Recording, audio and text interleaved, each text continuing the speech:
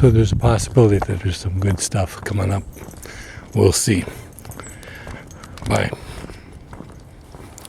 You know, a shot like this, you know, it's something that you should take. So it's a very good possibility that, okay, so let's say I clicked it.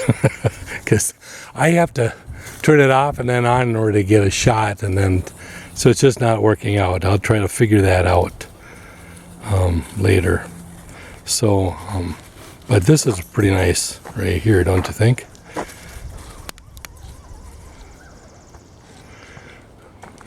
Filming at 1080 30. I don't know if that's correct. We'll learn this. We'll try to figure this camera out and so on, and videoing. I'm just starting out on YouTube, so try to get this going. My wants and desires is to provide to you everything that I know about painting. Been painting for 50 years, kind of a long time. So here's some pretty nice shots. Okay, let's say, let's clip one of that. That's nice.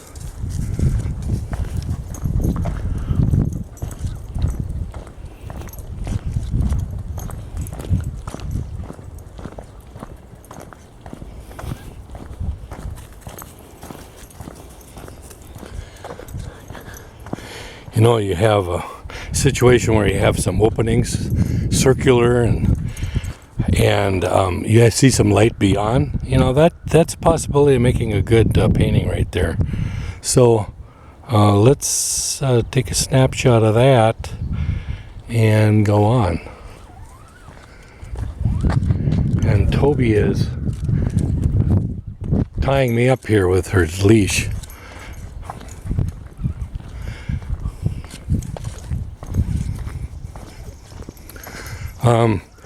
The S-curve has been used throughout history, and we see a S-curve right here, right in this shot. You know, there's possibilities throughout here. Don't neglect seeing, using your eyes, envisioning, and then maybe possibly dreaming about a certain painting that you're going to be doing. Then instead of stop making it a dream and get the paints out and paint it.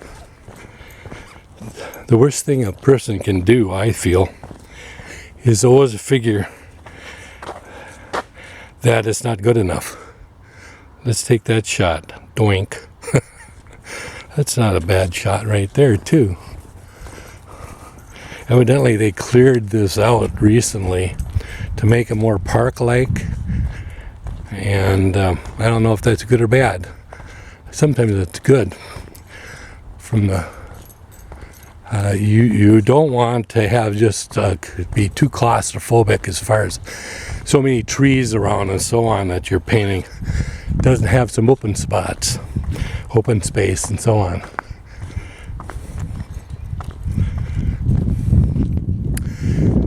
Toby likes it out here.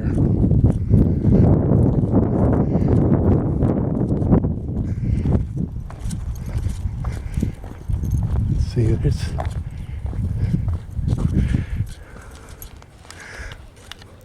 let's go.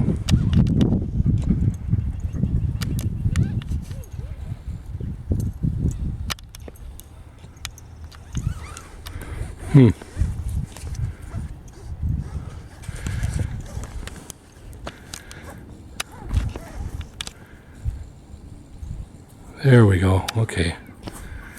See, there's a possibility of a shot there.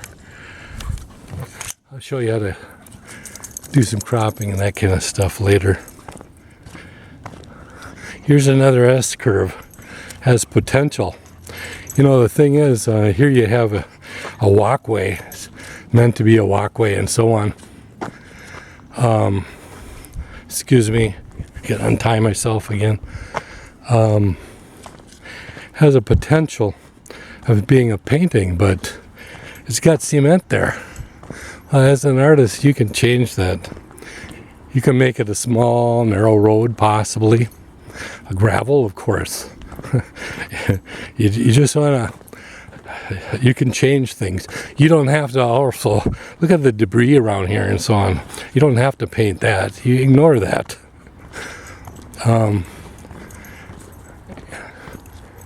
There's so much potential. So many paintings to be painted. And always, of course, the next one is going to be your masterpiece. So keep on plugging away. It takes a lot of practice to be good at anything. So don't think that you're going to pick up a painting and be able to paint right away. I used to think when I was younger, about 8 or 9, 10, that's a lot of years ago. I always thought that I'd be able to swim. I still can't swim very good. But anyway, I always thought I could swim because I could envision myself swimming. So I thought I could swim. Until you actually try it, you find out that it's a little bit harder. You sometimes sink. But now here's a potential spot too. I'm going to resume in a little bit. Okay, here I am again. I'm just looking at this shot here, and there's a person coming. Let's just zoom up on him. Oops. Okay. Let's just stop it right there. Maybe we'll take a shot of that or whatever. But let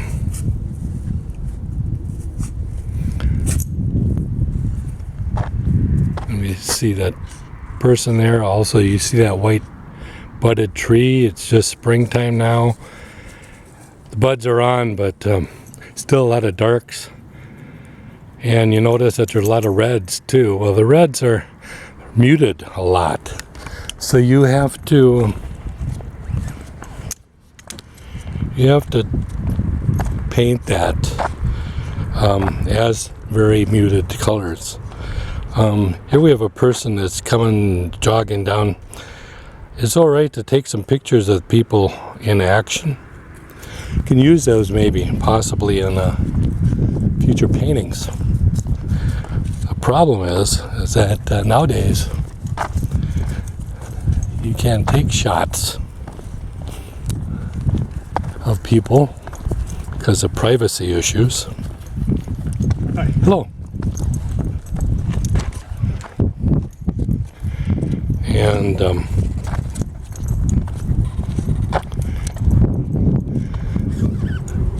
the situation is thus that you got to watch out what you're doing, because you can be classified as a pervert if you take in, you can put these kids in by happenstance. If it's a little, oh, isn't that cute shot there with those 2 kids on the beach. Well, pretty soon you'll have cops at your at your station, wherever you are, and they'll be arresting you for taking pictures that are not allowed, or people on a beach, or people walking and so on. They don't really like to be shot, and you can't really blame them at all. So you got to be really discreet, care about the other person's feelings and space. Okay, I'll post you in a little bit. Okay, here's a little lake coming around the bend here. There's a, I don't know, but you could take a shot of that right there, doink. And then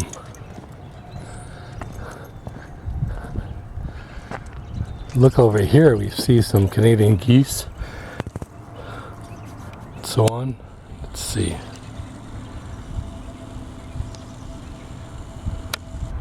Maybe possibly a shot right there, That's pretty nice. Possibly there's a shot right there.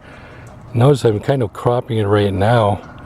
I am putting that tree on the right and that other little tree on the left. They're in what I call zone 4 and then 6.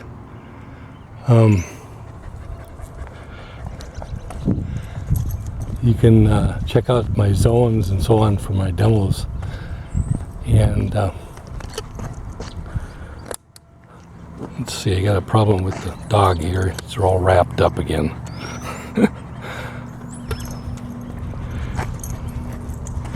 So the thing is that well, I don't know. Those look like some big Canadian geese, but I don't know if that's what they are or not. From here, they look like they're Canadian geese. It's kind of bright out here. But anyway, how about that for a shot?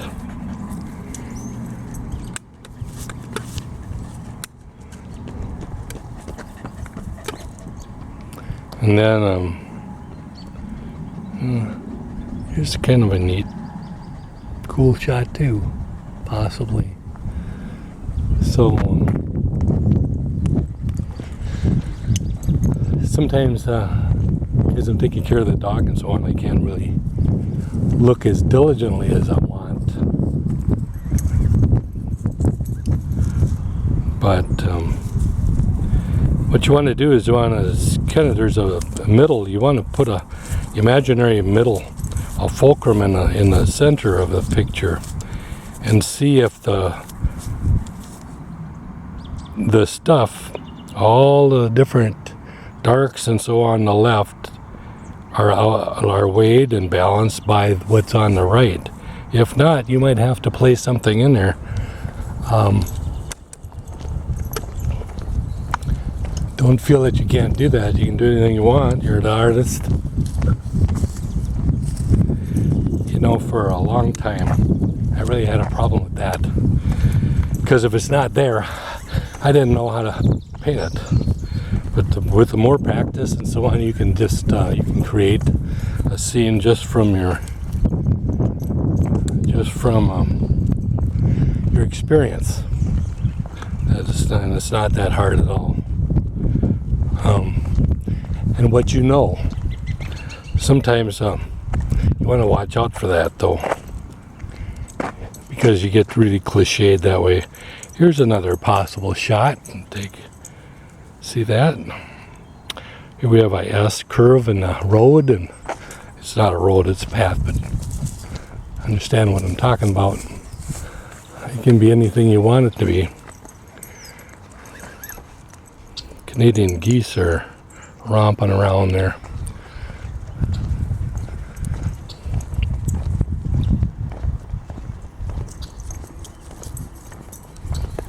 I'm going to put this back. I'm going to pan back because the more you're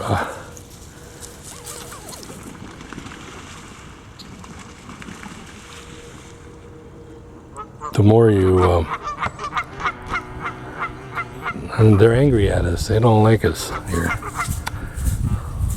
But I probably like to pan back. And sometimes you can, if you got a good camera, 16 megapixel or better, even 12 and better.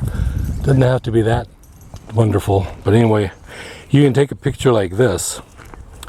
Take a picture like that, doink, right there.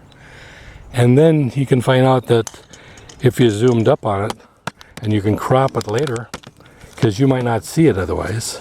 You might not see it until later. There might be a real painting there. Notice those birch over there are actually they're poplar. You know, that's a possibility to have a good shot there. Right there. You might want to include the whole thing and get those on toward the left, right there, like that. There's ways of looking at things in a new perspective. You gotta see it through the eyes of an artist, and that is to see a potential where there is none. Because the idea of having always being able to take a picture that can become, you know, be taken right directly from there onto a, here's kind of a neat shot right there. I especially like the shadows on the right, lower right in zone 9, kind of cascading over the path. You could leave it a path, or like I say, you can still get that road in there. It's kind of neat. Okay.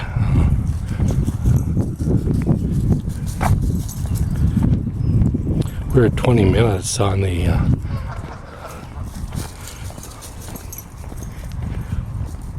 I think this films for like 27 minutes, then it shuts off, so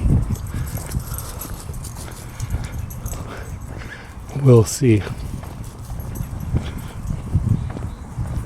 You gotta pan back.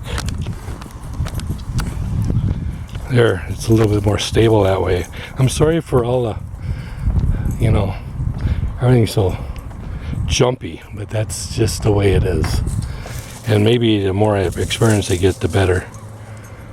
Here's a bunch of garbage in the lower right here on this image, but you can clean that up. You can use effectively that tree that's sitting out there, that's strutting out there in zone, 5,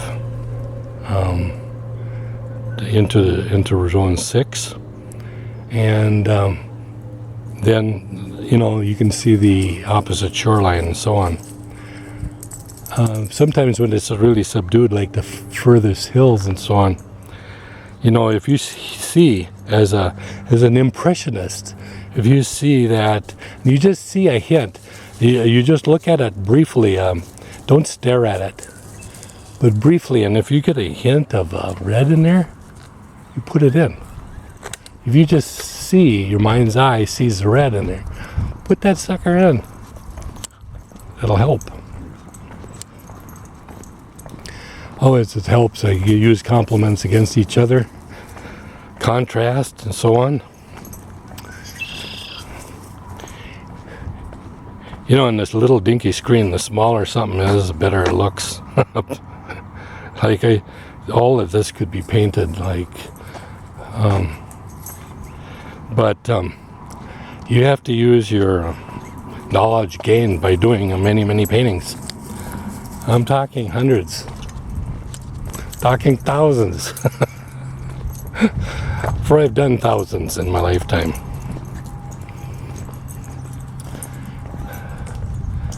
There's some people out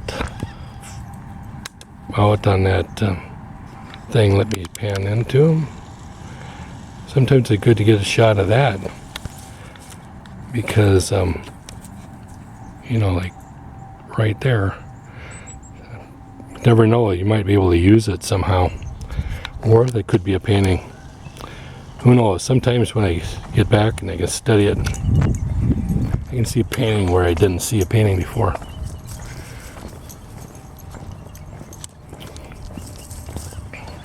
Okay,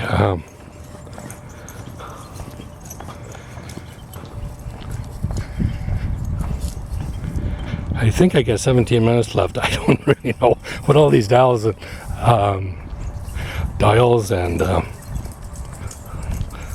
stuff is doing for me. Don't understand. It says a bunch of stuff and I don't know what it is. So I gotta hit the manual, find out.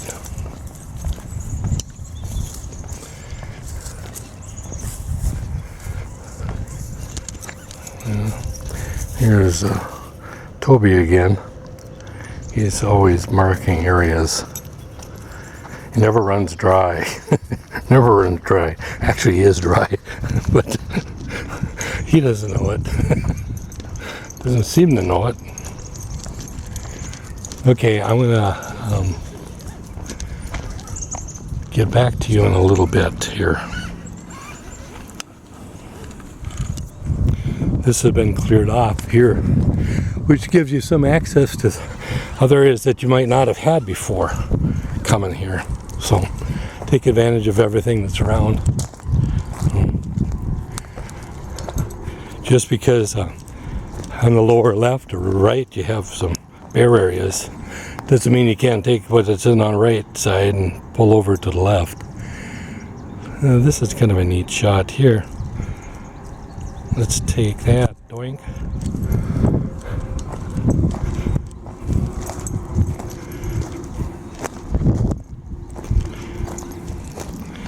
Evidently they're going to make this, they're taking all the invasive species out and going to try to plant it as it used to be with the type of grasses and so on that used to be here during the 1900s. So that would be kind of nice. This would be kind of nice around here. Here's an area, let's see, you could take a shot of this. Now you see that road and beyond? That's very useful. You can use that to lead into the picture. Also, you can see these branches. So, and just by twisting it around and so on, you can see that the trees and so on in zone 5 is kind of pointing into the picture too. So you get the road pointing there, you got the bend in the lake, and you got that component with the trees there. It's all very useful. All very useful, and we'll see that later when we get into painting. Possibly 1 or 2 paintings from this area.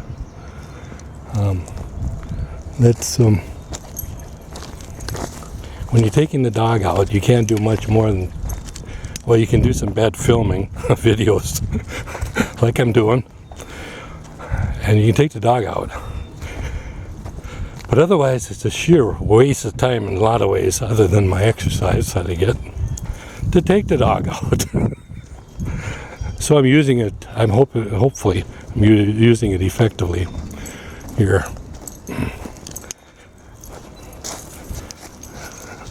Okay, here we are again at the opposite side of that little lagoon. You see there in zone 5, that wood from the other side. And now I'm standing on that road in the background. So you see that this is a possibility of a really nice shot to possible painting and so on. Also, let's go up here. There's a possible painting right there. This is jiggling because of Toby's breathing.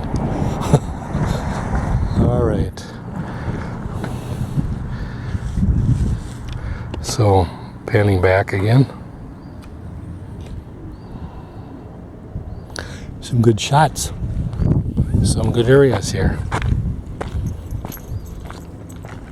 Well, here we are at the other end of it. And I want to tell you that it's not as beautiful as it normally is.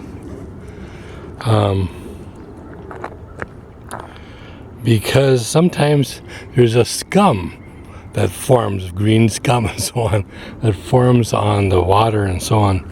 And all of it, even that, is very useful for a painting. You can use it, sections of it, and configure it in such a way as to lead into your painting. Use anything that you can see, either to the right, left, or whatever, and say, hey, that's potential. I can use that. I can bring that into the painting. It will enhance the painting. If anything does not enhance a painting, you leave it out. It's garbage then. Keep the painting simple, however. Keep the painting simple.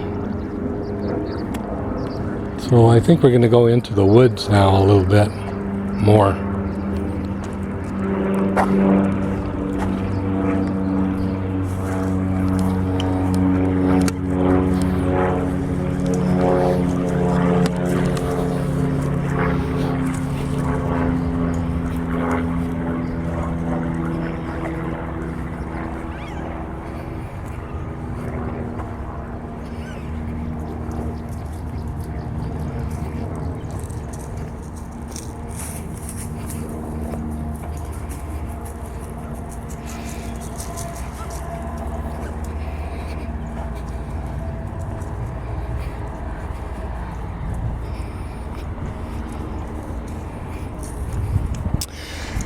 Also, there's nothing better than being out actually in plein air and painting that way. I'm not going to be able to do that a lot. Filming and all that kind of stuff, I can't do it on myself. So a lot of it would be taken out of photos I get in the field and so on. But what I do like is plein air. I am a member of the Oil Painters, Outdoor Oil Painters of Minnesota, OPM. But anyway, you see up here, you see this grapevines and that kind of stuff. You'd never imagine that on your own. Everything can be useful to tell the story of a certain place. What you're doing is with a photo you get a flat image, everything in high detail. Your job is to make a painting, totally different idea. There's layers here, kind of like Shrek. It's like an onion. It's like, hey, first of all, you've got the darks, the really darks up in the front. Then you've got the lighter darks as they recede. They get a little bit bluer. The sky from darker to lighter as it hits the horizon.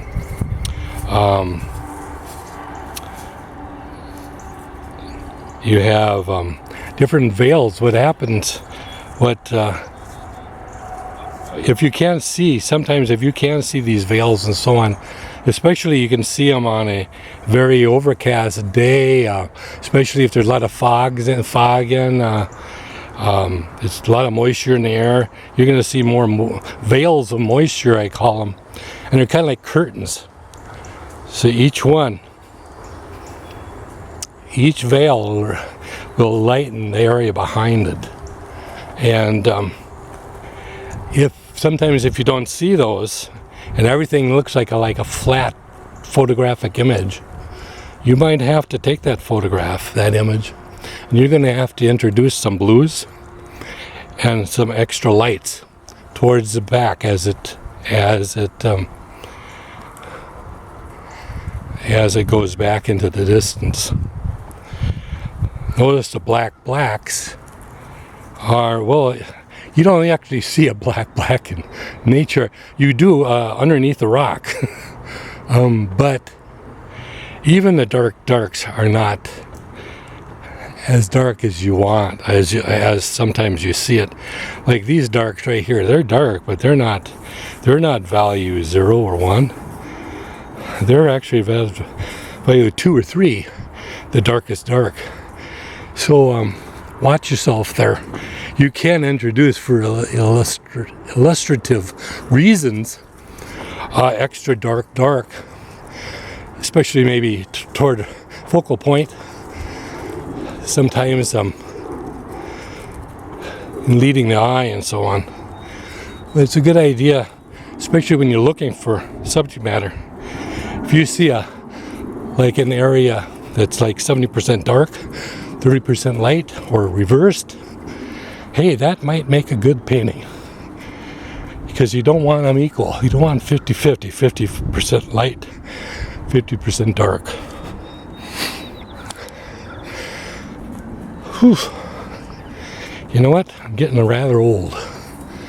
So I thought I'd share some of my knowledge with you guys. Also my opinions. I'm opinionated. You'll find that out. But anyway, there's a painting right there. Well, where, you say? Well, you got to draw it out. And you zero in on a certain area.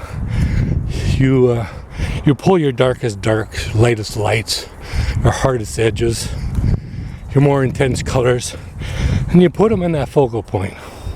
It helps. You want your painting to look like a painting, and not like what abhors me is black velvet paintings Also, I'm sorry to say, I'm going to get a lot of flack for this. And that is, I like Bob Ross, but I don't like his paintings. He has done so many nice paintings, but in his current style and style that's been, I mean, in his career, he's done a lot of paintings. Some of them really nice, but I think it's the process that he uses that just does not get that realism, just doesn't get the impression that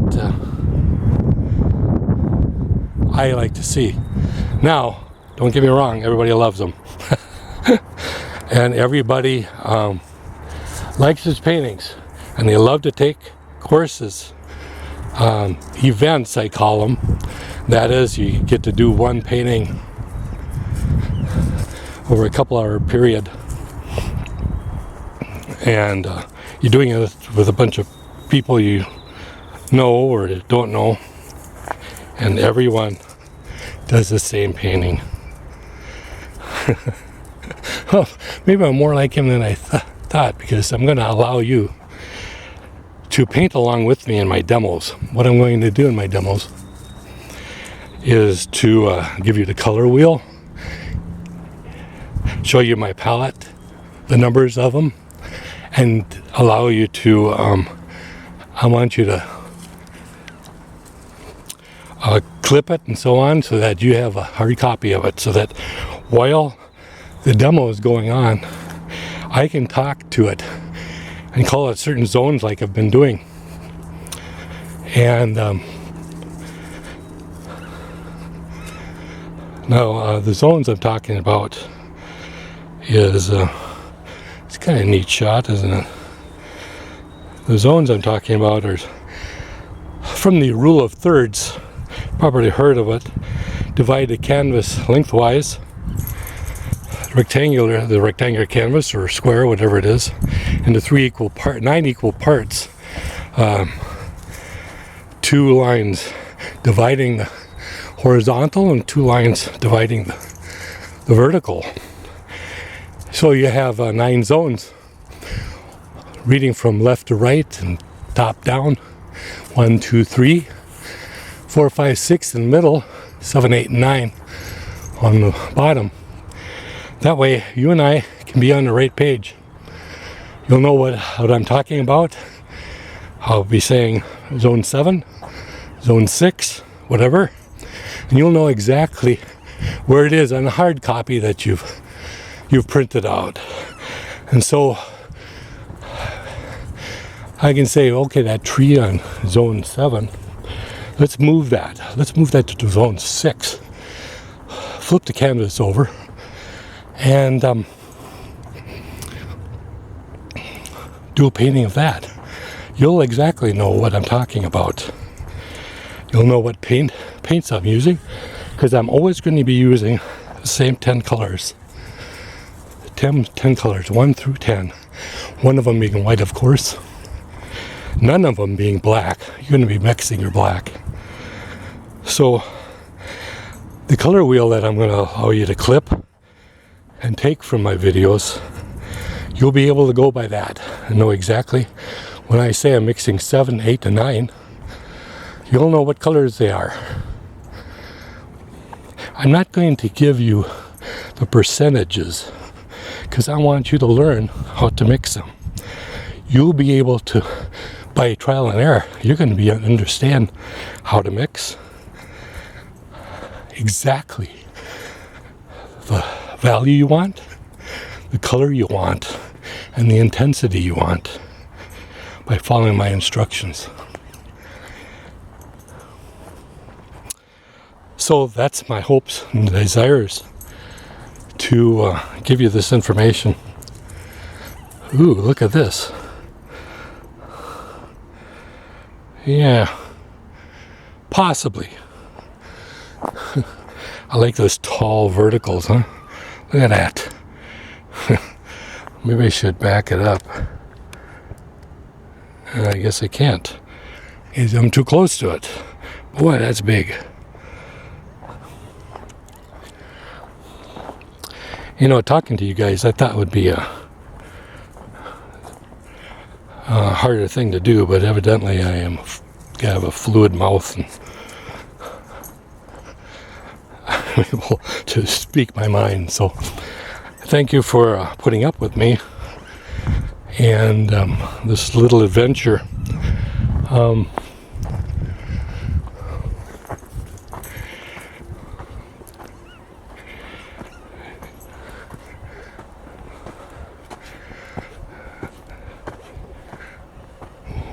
Climbing this entire bank here.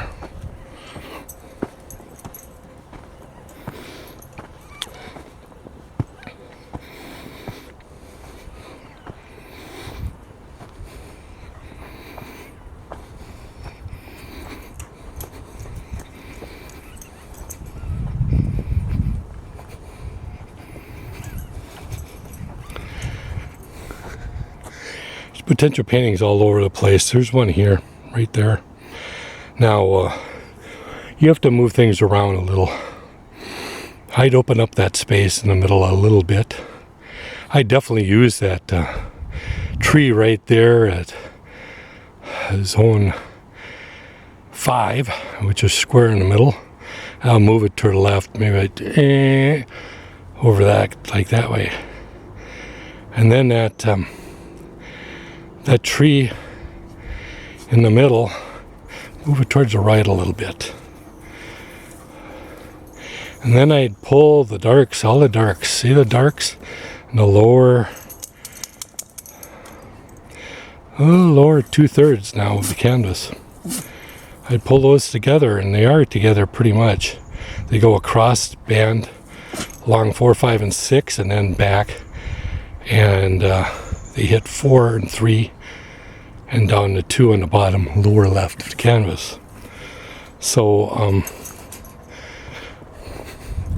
I think that this methodology that I'm using will help out so that you can tell what I'm doing, and then what I'm going to try to do is explain why I'm doing it. That's the one question that always freaked me out. Okay, so he's doing that. Why is he doing that? In every DVD I've seen, and I've spent a few $100s trying to look at some of these masters. You know what? They don't tell you a darn thing. They show you what they do, but they don't explain a thing. They might explain, well, I'm going to just push this, and I'm going to pull this back. I'm going to scrub this in. Okay, great. Why are you doing it? Okay, those are the kind of questions I want to answer. Hopefully you all enjoy these videos that I'm going to be doing, that you'll like me with that thumbs up thing, and then subscribe. Thank you again. Bye.